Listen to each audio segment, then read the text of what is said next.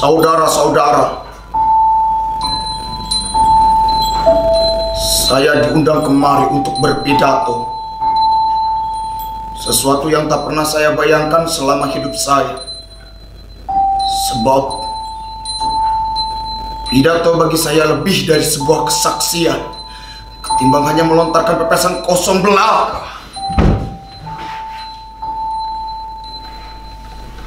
Apalagi sekarang saya harus berpidato di hadapan saudara-saudara, orang-orang berpengetahuan luas, kaum intelek yang sering nongol dalam acara televisi.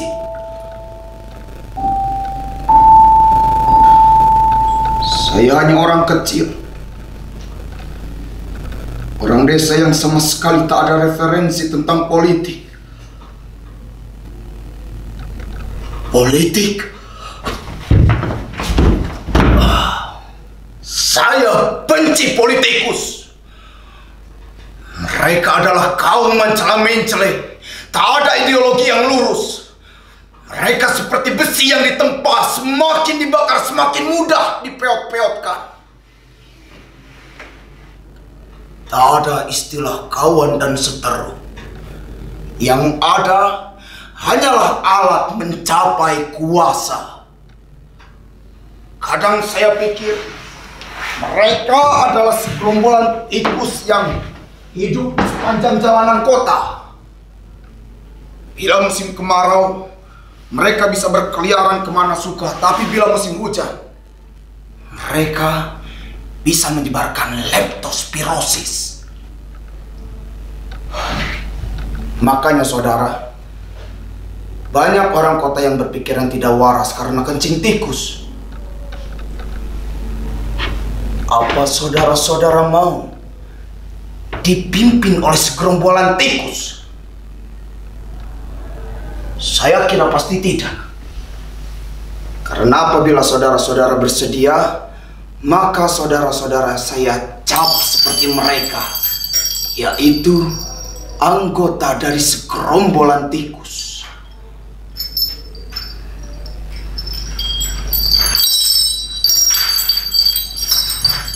Saat saya diculik di rumah saya sendiri, malam itu hujan gerimis. Tiba-tiba segerombolan orang berpakaian serba hitam membekuk saya. Saudara ikut kami. Saudara antek PKI. Saudara antek PKI. Bapak pasti salah tangkap. Pasti bukan saya orang yang dimaksud, Pak. Bapak salah tangkap. Saya bukan PKI. Saya bukan PKI. Saya bukan PKI, Pak. Saya bukan PKI.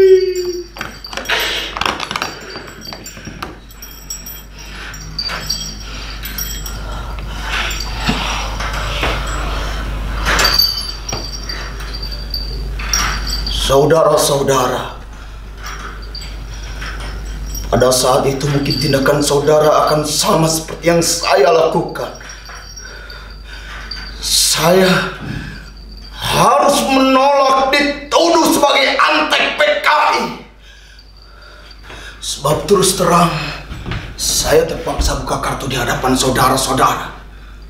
Memang dulu saya pernah diajak bergabung dengan partai komunis itu, tapi saya menolak. Saya tak mau ikut-ikutan dalam politik. Urusan saya adalah urusan yang sangat pragmatis. Kami cuma ingin mendapatkan tanah yang cukup untuk kebutuhan kami sehari-hari.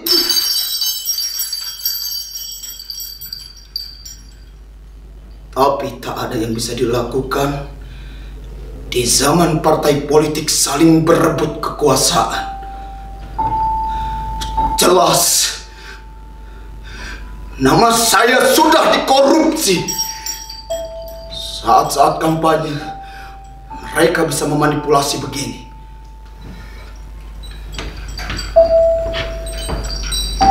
Saudara-saudara, partai ini adalah partai milik wong cilik. Partai yang berjuang untuk rakyat kecil dan pinggiran seperti saudara-saudara.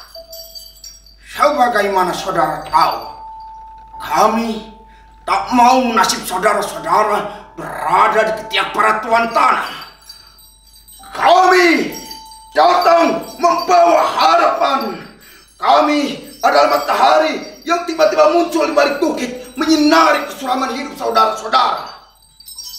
Cuma, kalau saudara-saudara tidak satu barisan dengan kami, bagaimana mungkin kami bisa memperjuangkan nasib saudara-saudara?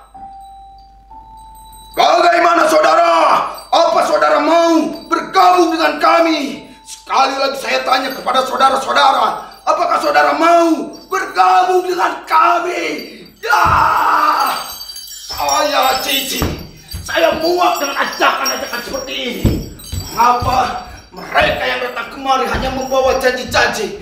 Mereka tidak pernah datang sebagai sahabat yang tulus, yang benar-benar ingin mengangkat derajat kami yang melarat ini.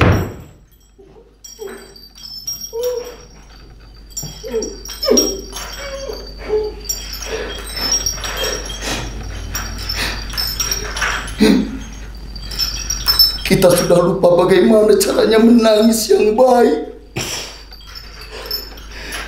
Tangisan yang sering kita lihat di televisi telah menjadi sandiwara. Kita seperti hidup di tengah bayang-bayang. Tak ada lagi ketulusan di negeri ini. Bahkan untuk sekedar menangis, kita harus bersandiwara.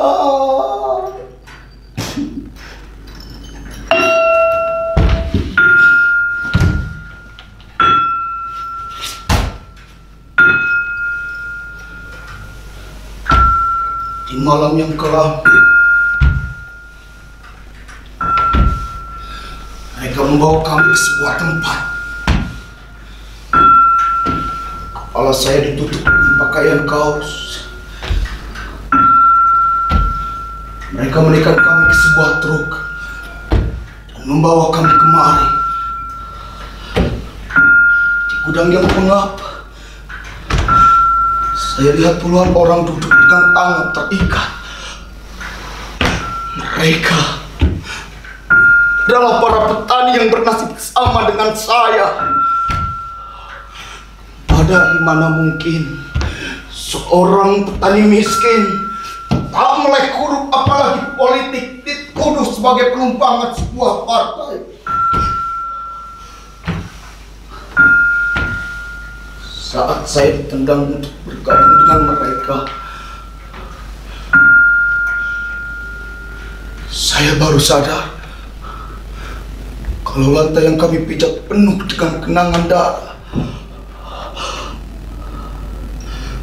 Samar-samar kenangan darah itu mencapai mata kaki saya. Ketika saya akan memastikan bau amis, tiba-tiba di sana terdengar derap sepatu tentara. Dalam sekejap para tentara telah mengambil posisi. Sebentar lagi berdiri kokang. Tuhan, di sinikah masa muda saya akan berakhir?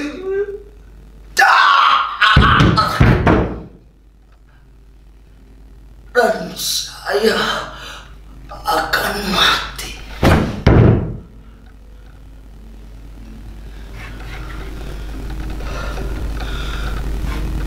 Tapi dengan tenang, saya bersembunyi di balik sebuah truk. Dalam temaram cahaya, di balik sebuah drum saya lihat puluhan orang disiksa tanpa peri kemanusiaan. Tanpa saya sadari, drum yang saya pakai untuk bersembunyi dibredel peluru dan meledak. dan saya terbakar.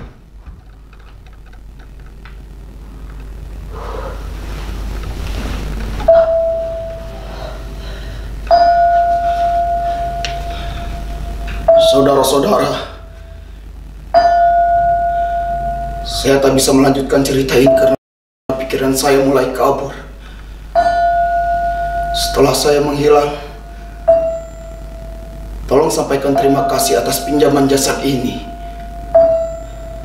Semoga ia akan selamat dan tak mati konyol seperti kakaknya.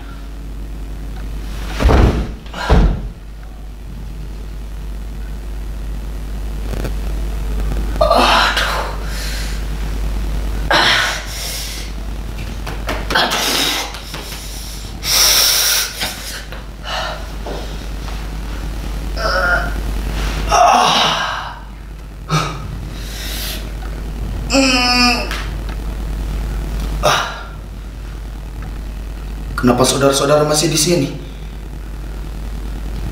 Tuhan, sudahlah saudara. Lebih baik saudara berubah. Saya masih banyak pekerjaan. Apa? Saya pingsan? Mungkin saudara-saudara yang pingsan. Sudahlah saudara. Dari sini letak puskesmas jauh. Di sana sudah banyak pasien yang menunggu saya. Apa? Saudara semua pasien saya. Maaf, saya tak sanggup mengobati begitu banyak pasien. Mungkin kita butuh psikiater.